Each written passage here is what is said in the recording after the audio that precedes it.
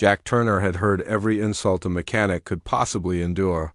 Scrap King, Rust Whisperer, Junk Pilot, and his favorite, the man who could fix everything except his own career. His workshop sat at the far edge of Orion Dock 6, the part of the station where the lights flickered every third minute and the temperature never quite settled. The only constant in his life was the ship he had spent 10 years rebuilding, the Starling, a battered survey craft built long before he was born. Others saw garbage. Jack saw potential. Tonight the workshop hummed softly, illuminated only by strips of blue plasma running along the floor.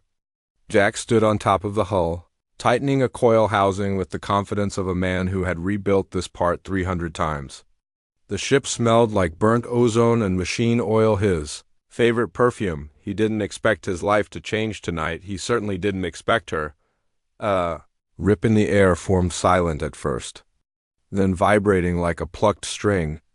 Jack froze, wrench in hand.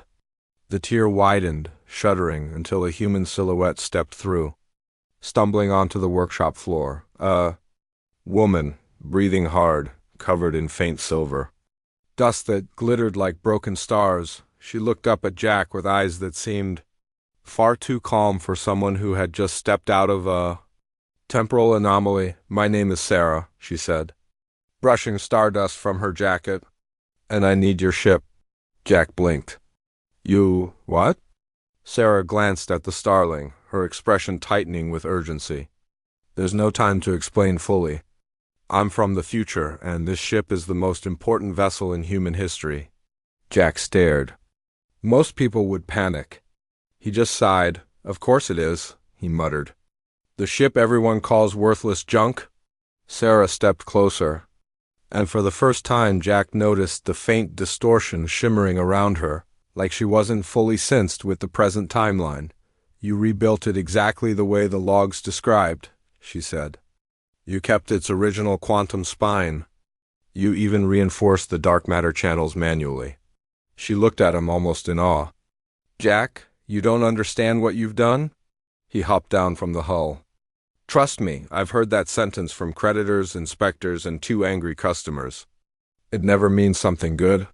But Sarah wasn't joking. She moved to the ship and placed her hand on the hull. The metal beneath her touch glowed faintly. Jack's jaw dropped. "It doesn't do that. It has never done that.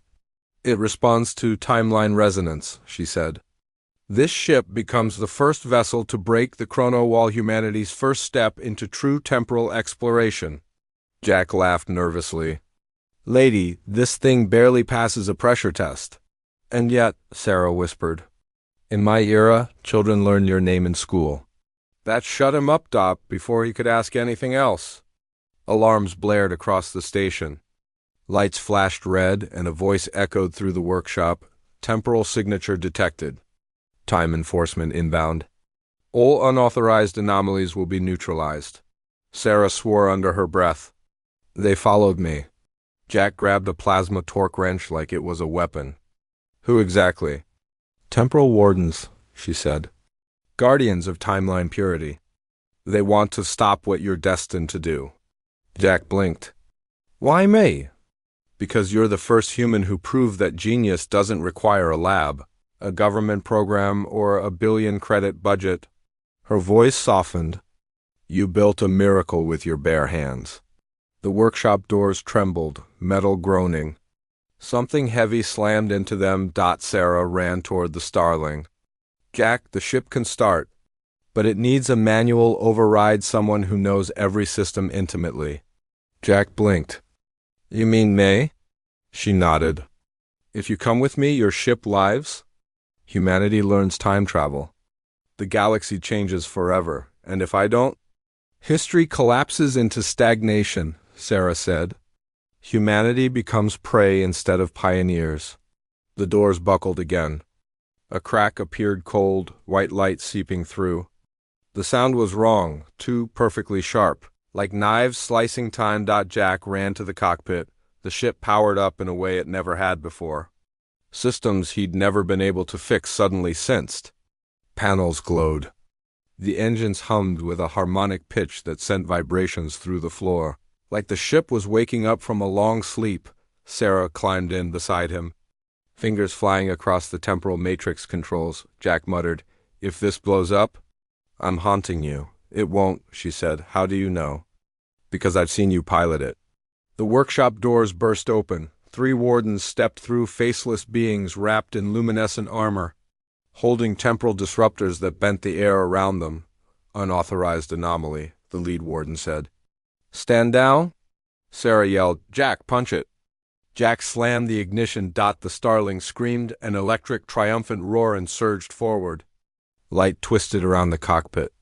The wardens fired, but their beams bent away, hitting the walls instead, all at once.